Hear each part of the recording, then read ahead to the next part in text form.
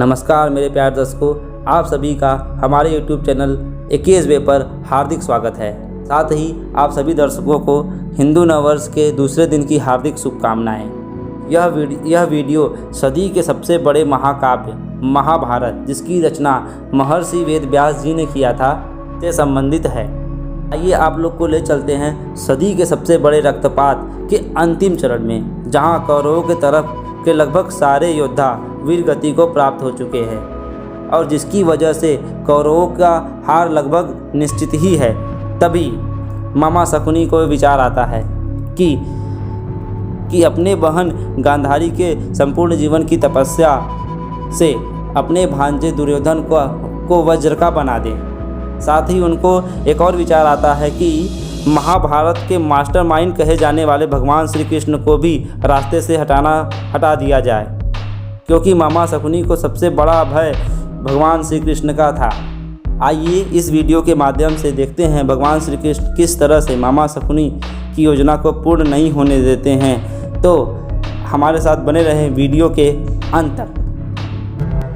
वासुदेव, रणभूमि को युद्ध का वास्तविक क्षेत्र न कभी आपने माना है और न ही मैंने। पधारिए, ड्यूल खेल लेते हैं। यदि आप पराजित हुए तो दुर्योधन को विजयी घोषित करेंगे आप, और यदि मैं पराजित हो गया तो दुर्योधन की ओर से युधिष्ठिर को सम्राट मान लूंगा। दूसरों के जीवन को दांव पर लगाकर अपने भाग्य की परीक्षा करने का आपका स्वभाव आज भी नहीं गया मामाश्री। किंतु हम ना पांडवों को दांव पर लगाएंगे और ना ही दुर्योधन को। यदि मैं हार गया तो मैं अग्नि स्नान कर लूंगा।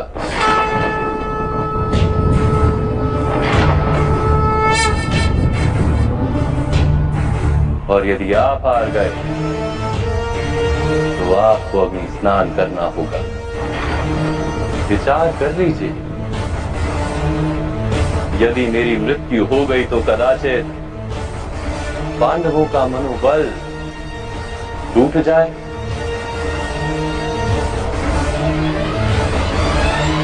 और आपका प्रिय दुर्योधन सम्राट बन जाए।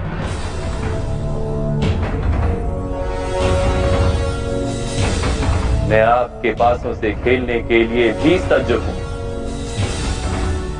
जिन्हें आप आज्ञा के दासियां कहते हैं।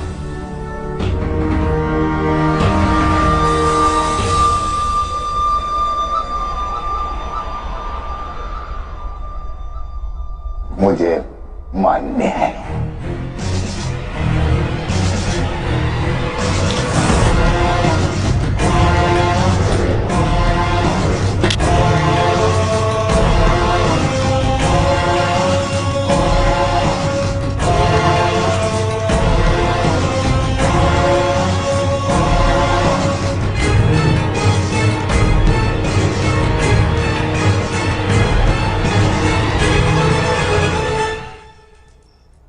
मेरे पास है, मेरी नियति है वासुदेव। स्मरण रहे, ये मेरी इच्छा से पढ़ते हैं।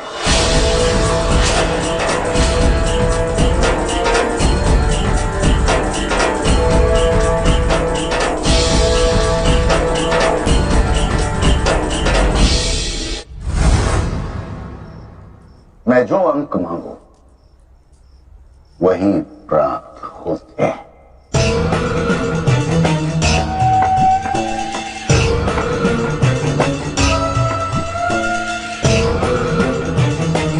और मेरी नियति ही मेरे पास है मामाश्री। अंक तो ईश्वर की इच्छा से प्राप्त होते हैं, किंतु पासे मैं अपनी इच्छा से फेंकता। तात्पर्य? पासे फेंकना एक कर्म है मामाश्री, और प्राप्त होने वाला अंक उस कर्म का फल।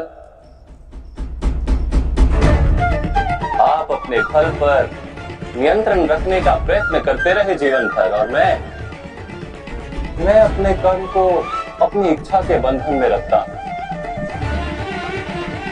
मैं निर्णय करता हूं बासे कब फेंकने और कब नहीं।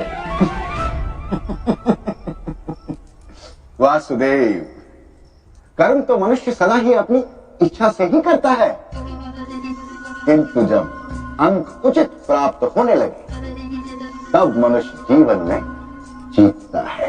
यथार्थ तो लीजिए,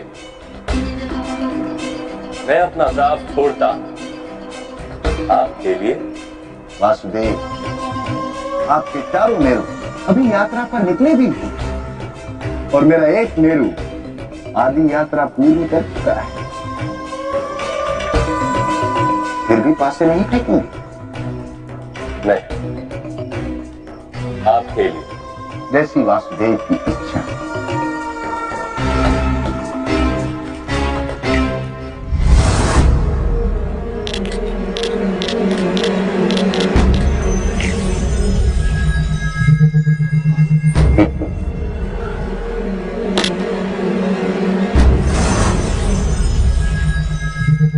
लीजिए, मेरा ये मेरू अब उस दुर्ग पर जाकर बैठेगा।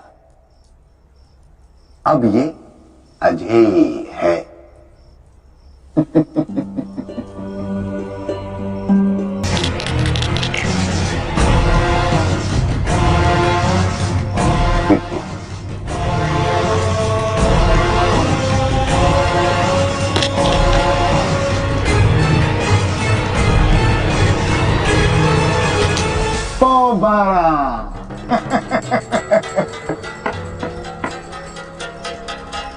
मनुष्य अपने कर्मों के फल को नियंत्रण करने का प्रयत्न करता है सदा।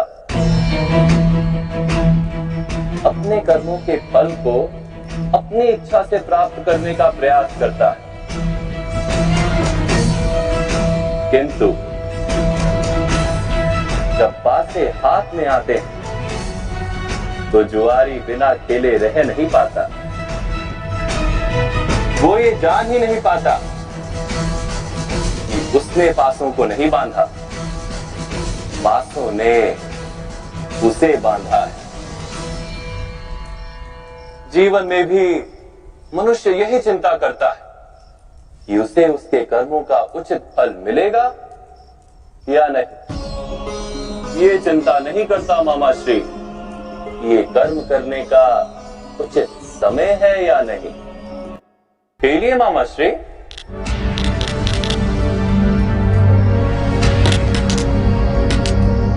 पांव बारा।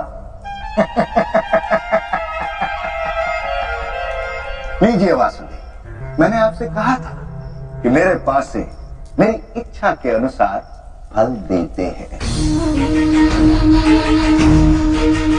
इसलिए आपके कर्म के सिद्धांतों पर मेरा विचार करना आवश्यक नहीं।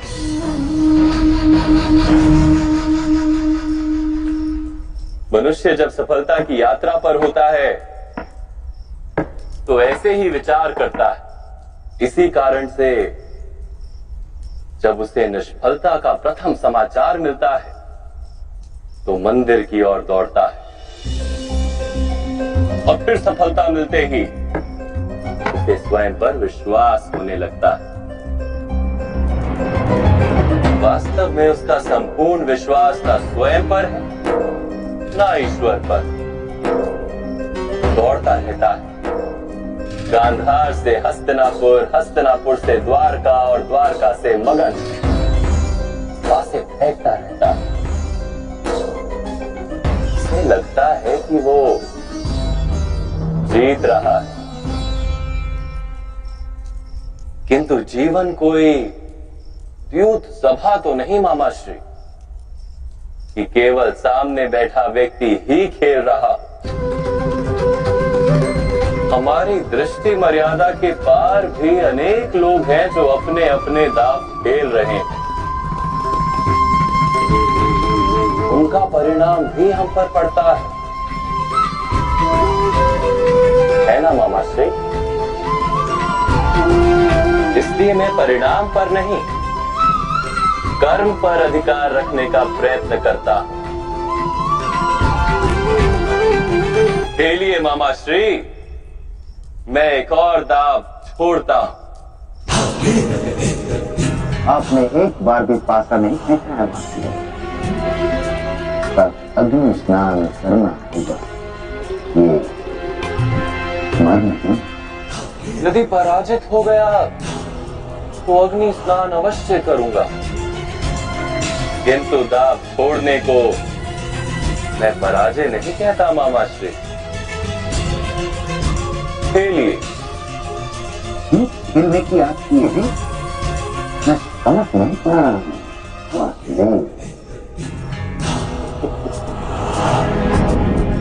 मेरी कौन सी रीत आप आज तक समझ पाए हैं मामाश्री? कैसे मुझे बार बार पराजित कर देते हो कृष्ण? जो केवल जीतने के लिए खेलता है, उसे विजय और पराजय दोनों मिलते हैं। मैं तो केवल लीला करता हूं।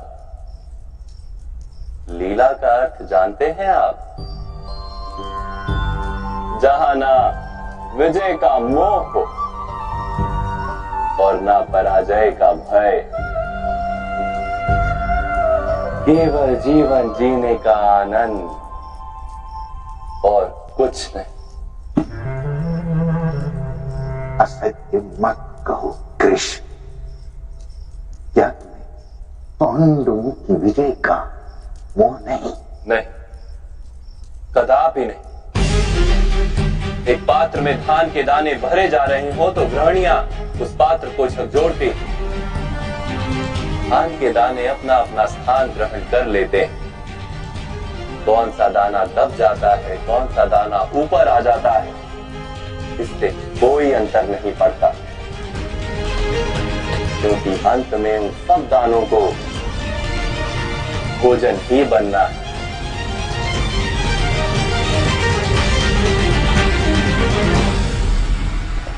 समय आज संसार को झकझोर रहा है। मनुष्य नाम के दाने अपने अपने स्थान पर चले जाएंगे।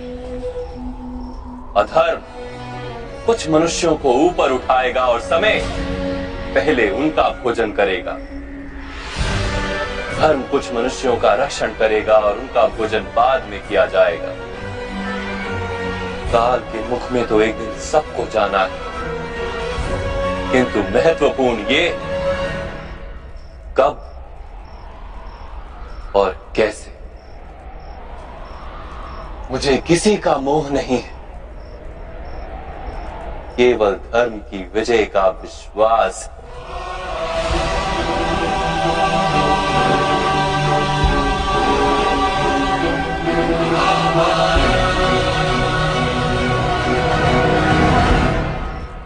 कल प्रातःकाल मेरा बच्चा दुर्योधन 5 पांडवों का वध कर देगा।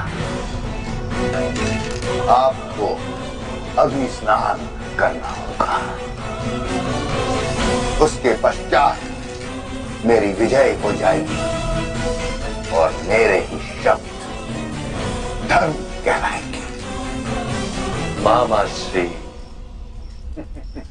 वासुदेव, क्या आपको पूर्ण विश्वास है कि भ्राता श्री दुर्योधन वज्र का शरीर लेकर आएंगे,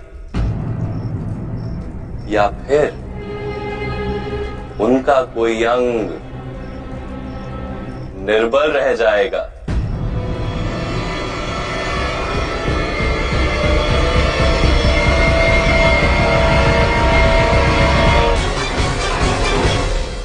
बैठिए मामाश्री। युद्ध को मध्य में छोड़कर जाएंगे तो आपको अग्नि स्नान करना होगा।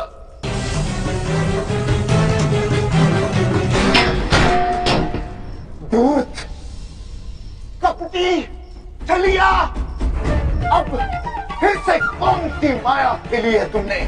मैंने तो केवल आपके प्रिय दुर्योधन को इतना कहा कि एक युवान को अपनी माता के समक्ष पूर्ण निर्वस्त्र होकर नहीं जाना चाहिए।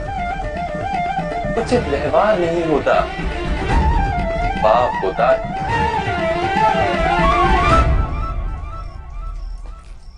मामा श्री, मैंने तो अभी एक पासा तक नहीं फेंका और आपने हार मान ली।